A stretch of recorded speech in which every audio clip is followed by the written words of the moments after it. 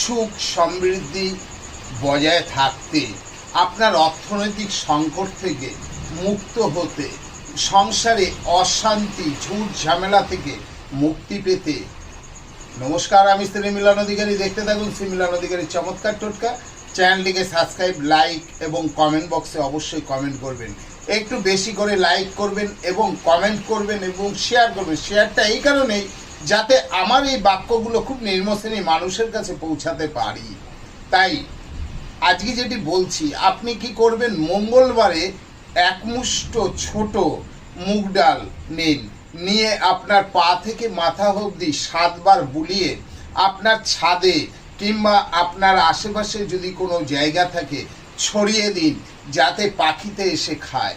আপনি 7খানা মঙ্গলবার করুন, দেখবেন কি দুর্দান্ত ফল, ভাবতে পারবেন না। আবারও বলছি, ভালো লাগলে